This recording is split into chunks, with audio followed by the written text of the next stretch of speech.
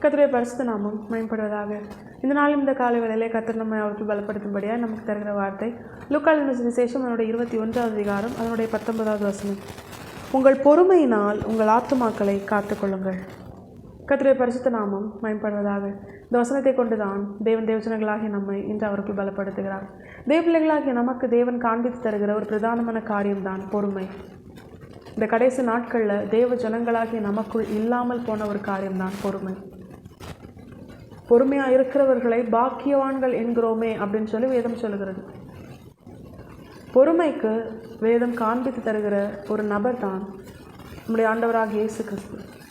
அவர் தேவனுக்கு சமமாக இருந்தும் தம்மை தாமே வெறுமையாக்கி அடிமையின் சாயலை எடுத்து தேவஜனங்களாகிய நம்மை மீட்க இந்த பூமியில் வந்தார். மரிப்பதற்காகவே வந்தார். தம்முடைய ஜீவனை நமக்காக கொடுத்து நம்மை மீட்டு கொண்டு உயிர்த்தெழுந்து அவருடைய பிள்ளைகளாய் நம்மை மாற்றுவதற்காகவே வந்தார். இதற்காக அவர் எவ்வளவு பொறுமையாக இருந்தார். தேவனுக்கு சமமானவர், பிதாவாகிய தேவனுக்கு சமமாக இருந்தும் நம்மை மீட்க அவர் எவ்வளவு பாடுகளை சகித்தார். ஆண்டவராகிய இயேசு கிறிஸ்துவுக்கு அடுத்ததா வேதத்தில் பொறுமைக்கு எடுத்துக்காட்டாய் சொல்லப்பட்ட ஒரு நபர் தான் யோபு. அவரை குறித்து வசனம் சொல்லுகிறது, யோபுவின் பொறுமையை குறித்து கேள்விப்பட்டீர்களே.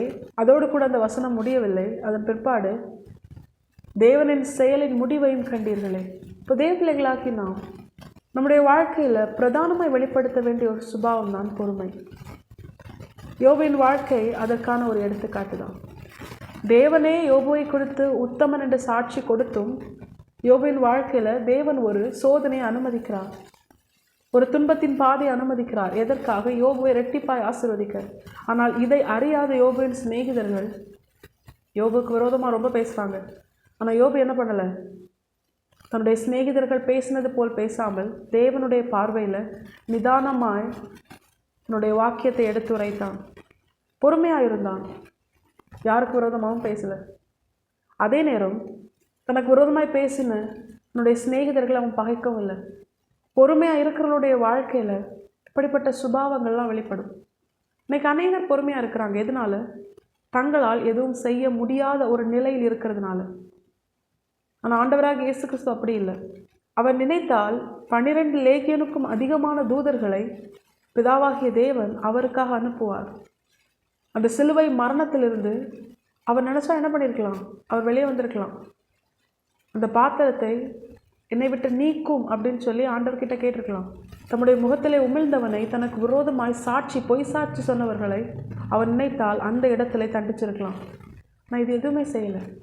அதே போல் யோபுவும் பிதாவாகிய தேவன் தன்னுடைய சிநேகிதர்களை பார்த்து, என்னுடைய தாசனாகிய யோபு உங்களுக்காக வேண்டுதல் செய்வான், நான் அவன் முகத்தை பார்த்து உங்கள் புத்தியினத்திற்கு தக்கதாய் உங்களை நடத்தாதிருப்பேன் என்று சொல்லும் பொழுது அவன் என்ன பண்ணலை? எனக்கு விரோதமாக பேசுனீங்கள்ல, நான் உங்களுக்காக ஜெபிக்க மாட்டேன் அப்படின்னு சொல்லலை. இப்பொழுது அவனுக்கு ஒரு சான்ஸ் கிடைக்குது அவங்கள பழிவாங்க. ஆனால் அவன் அதை செய்யலை. தேவபிள்ளைகளாகி நம்முடைய வாழ்க்கையில் நாம் இன்று அநேக சூழ்நிலைகளில் பொறுமையாக இருக்கிறோம். எதனால் பொறுமையாக இருக்கிறோம்? நம்மால் செயல்பட முடியாத காரணத்தினாலையா? இல்லை உண்மையாகவே தேவனுக்கு பயந்து கர்த்தர் செயல்படுவார், கர்த்தர் பார்த்து கொள்வார் என்று சொல்லி நாம் பொறுமையாக இருக்கிறோமா? இந்த கடைசி நாட்களில் அநேகருடைய வாழ்க்கையில் சுத்தமாக பொறுமையாக இல்லை. ஆனால் சிலர் பொறுமையை வெளிப்படுத்துகிறாங்க. அதுலேயும் 2 வகை இருக்குது. ஒன்று, தன்னால் செயல்பட முடியாமல் பொறுமையாக இருக்கிறாங்க. தன்னை காட்டிலும் அதிகாரத்தில், பண பலத்தில் அப்படிப்பட்டவர்கள் தனக்கு விரோதமாக செயல்படும் பொழுது என்ன பண்ணுறாங்க? பொறுமையாக இருக்கிறாங்க. ஏன்னா இவங்களால் அவங்களை எதிர்க்க முடியாது. அந்த பொறுமையை குறித்து அல்ல தேவன் சொல்வது. தேவன் சொல்வது என்ன தெரியுமா? ஒருத்தங்க நமக்கு விரோதமாய் செயல்படும் பொழுது நம்மாலும் அவர்களுக்கு விரோதமாய் எல்லா விதத்திலும் அவர்களை துன்பப்படுத்த, அவர்களுக்கு விரோதமாய் தீங்கு செய்ய முடியும் அப்படிங்கிற ஒரு சூழ்நிலை இருந்தும், நமக்கும் அதிகாரம் இருக்குது, நமக்கும் பலன் இருக்குது அப்படிங்கிற ஒரு நிலை இருந்தும், நம் பக்கமும் நியாயம் இருக்குது அப்படிங்கிற ஒரு நிலை இருந்தும் நாம் அமைதியாய் பொறுமையாய் கர்த்தர் பார்த்து கொள்வார் என்று சொல்லி யோபுவை போல, ஆண்டவராகிய இயேசு கிறிஸ்துவை போல தேவ சித்தம் நிறைவேற நாம் நம்மை முழுமையாய் அர்ப்பணித்தோமையானால், இப்படிப்பட்ட ஒரு மேலான பொறுமை என்கிற சுபாவத்தை நாம் நம்முடைய வாழ்க்கையில் வெளிப்படுத்தும் பொழுது வசனம் தெளிவாய் சொல்கிறது, பொறுமையினால் உங்கள் ஆத்துமாக்களை காத்துக்கொள்ளுங்கள். அப்படிப்பட்ட உண்மை உத்தவமாய் தேவன் விரும்பி ஏற்றுக்கொள்ளுகிற அந்த பொறுமையின் சுபாவத்தை யார் தங்களுடைய வாழ்க்கையில் வெளிப்படுத்துகிறார்களோ அவர்கள் பொறுமையினால் தங்கள் ஆத்துமாக்களை காத்துக்கொள்கிறார்கள். யோபுவின் ஆத்துமா அது காக்கப்பட்டது. தன்னுடைய 4 தலைமுறை வரைக்கும் அவன் கண்டு அதன் பிற்பாடு தேவனுக்கு பிரியமானவனாகவே இருந்து அவன் மரித்தான். ஆண்டவராகிய இயேசு கிறிஸ்துவின் வாழ்க்கையிலும் அவர் பொறுமையாக இருந்து அவர் தம்முடைய ஆத்துமாவை மட்டுமல்ல, தம்மை கொண்டு தேவன் யாரை யாரெல்லாம் மீட்கணும்னு நினச்சிருந்தாரோ அவர்கள் எல்லாருடைய ஆத்துமாவையும் நம்முடைய ஆண்டவராகிய இயேசு கிறிஸ்து பாதுகாத்தார். நம்முடைய வாழ்க்கையிலும் நம்மை குறித்தும் தேவன் சில திட்டங்களை வைத்திருக்கிறார். நம்மை பயன்படுத்தி அநேகரை தம்முடையவர்களாய் மாற்ற தேவன் சித்தமாக இருக்கிறார்.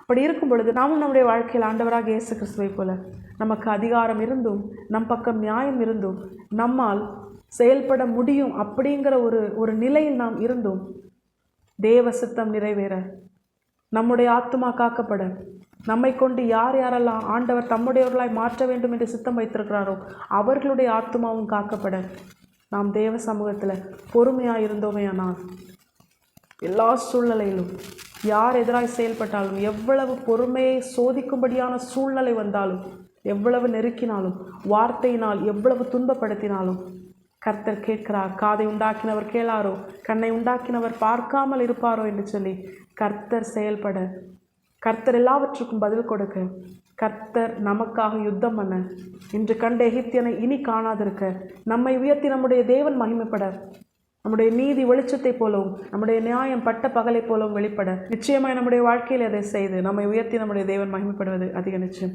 கர்த்தர் தாமே இந்த வசனத்தை கேட்டு நம் அனைவரையும் ஆசீர்வதித்து வழிநடத்துவாராக. கர்த்தருடைய பரிசுத்த நாம் மட்டுமே மகிமைப்படுவதாக. மாரநாதா, இயேசு வருகிறார். ஆயத்தமாகவும் பிறரை ஆயத்தப்படுத்துவோம். ஆமென். பலன் ஒன்றுமில்லை என்று நான் அறிவேன், அவர் பலனின்றும் குறையவில்லை.